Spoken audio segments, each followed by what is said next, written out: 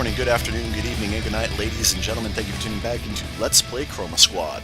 I'm your host, the Ronin of Dreams, and on today's episode, we're tackling the last of the mid-season episodes for Season 1, and getting the result of our big Dr. Soap ultimatum email, which we did vote on in the thread. Now, the vote was close, with just barely edging out to let him direct one episode, and then the follow-up was take him to court. And you'll see how both of those actually come into play today. That said, we need to get to that email, and you'll notice that things are a little quieter than normal. I actually had multiple takes for this, but I wanted to make sure I used this particular take for the email. Why? Well, Steam achievements only show up once, and here's proof of the pudding. This is the first time I've done this. This is definitely one of the more amusing things that the game has thrown at us. Not only is it forcing us to have a decision elsewhere, but in this particular case, it's showing that, well, this is kind of a game that we need to play. So, I used that second popular vote of taking him to court to determine what we did.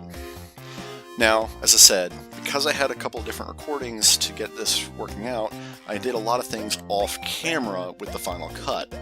Now, mostly what I did was I went ahead and got suits for everybody, putting Talo in a padded suit and giving Wangtron one of our attack crafted suits.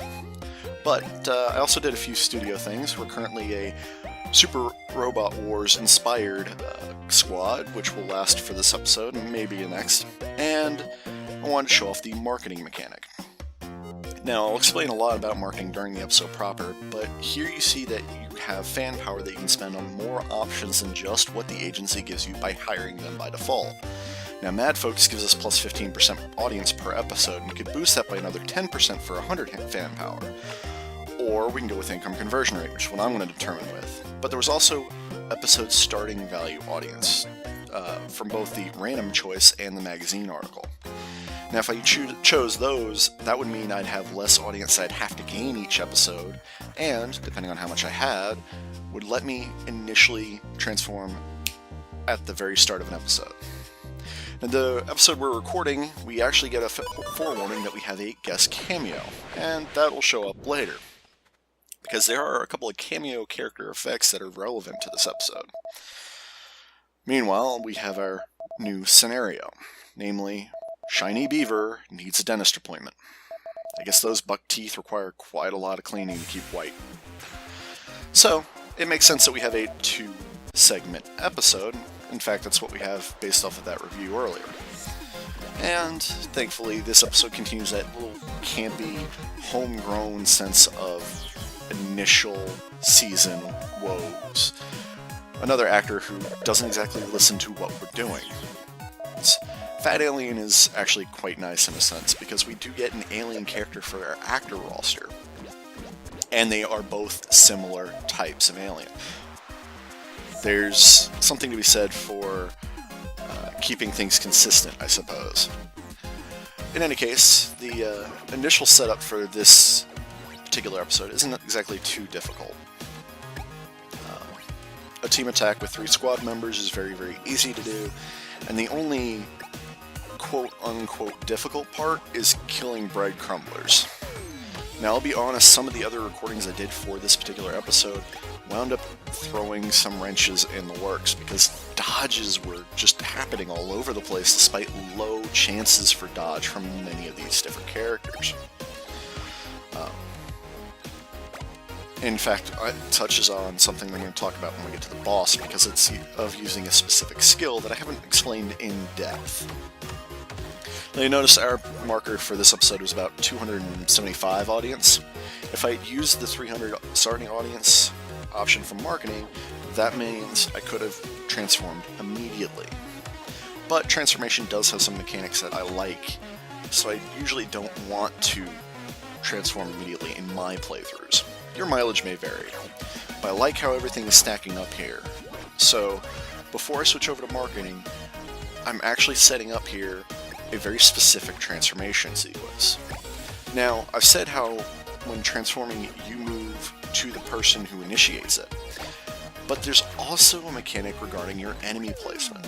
Enemies will move out of the way, as if they're moving away from the shot when you transform. So it's very important that you sometimes need to manipulate things like I did here in order to get your enemies to stay put. And I do this to set up a multi-shot that hits a lot of targets and is glorious.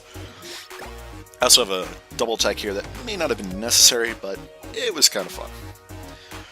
Alright, while I clean up the rest of these mooks on camera, I do want to talk a bit about marketing in depth. Every agency has its primary perk. In this case, plus 15% audience per episode comes with Mad Folks. And as you can probably tell, most of those marketing agencies have some form of call-out reference. It's fitting, and I do enjoy it.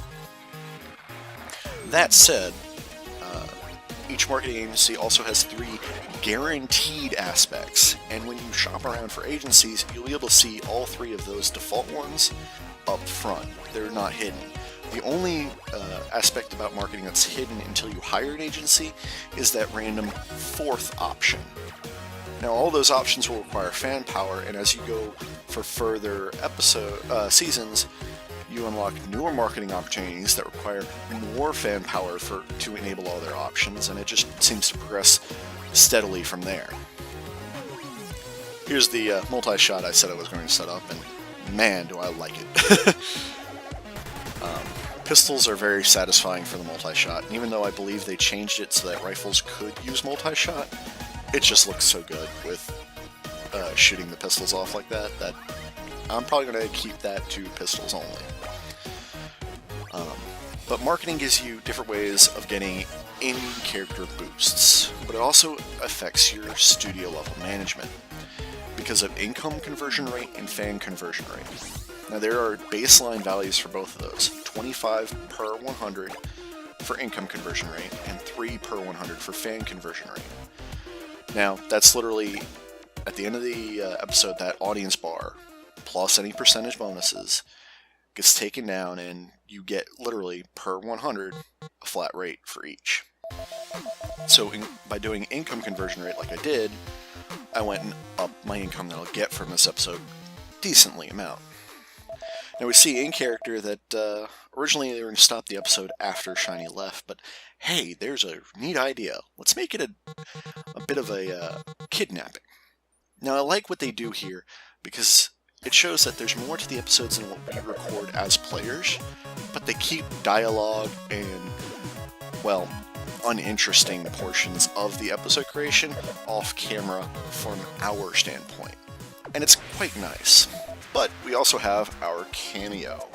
In this case, we have Galax Silver of the Galax Rangers. Every cameo tends to have some good bit of flavor, whether or not they wind up retransforming. But we see here that this is totally unexpected by the crew, and in most cases, there's good reasons for that. Now, Galax Silver actually has some good lines. I can't say that for all of them, but I like that he has the lines, and he does transform to match the rest of the party. But his costume is obviously a higher level production costume. Galax Silver is strong, he's a mountain of HP for this point in the game, and here's the fun part. Notice that the hit boss every turn is already done for turn 1, without actually attacking. Notice also that I use Stunning Pose, and this is what I wanted to talk about, because I was wrong on 2 things for skills. 1, I found out that, yes, weapon attack skills can be dodged. Sad day. The second important thing, though, is Stunning Pose inflicts statuses that I don't think are properly implemented. Now, I coached that in hesitance for a reason, because the daze and stun mechanics are fairly simple in design. A stun prevents the enemy from taking any action and drops both their dodge and counter to 0. Dazing a boss does the same thing to their dodge and counter rates, supposedly, but it doesn't prevent them from taking actions. They're bosses, they're more resilient, go figure. Here's the problem. On 3 separate attempts at recording this episode, I led with Wangtron doing that same setup. Stunning 3 people so that I could ignore the Nutcracker and hopefully deal with the bread crumbler, and then pound on the boss. Every time, prior to this recording, the boss still dodged Wangtron. In fact, Fat Alien proved to be a break dancer in training because he kept dodging a lot of shots and attacks throughout the entirety of every recording but this one. And I kind of feel bad that those recordings got mauled. Some sort of issue with Fraps, which I used to record. But I still got a good one for the finale here, and this will work out nicely.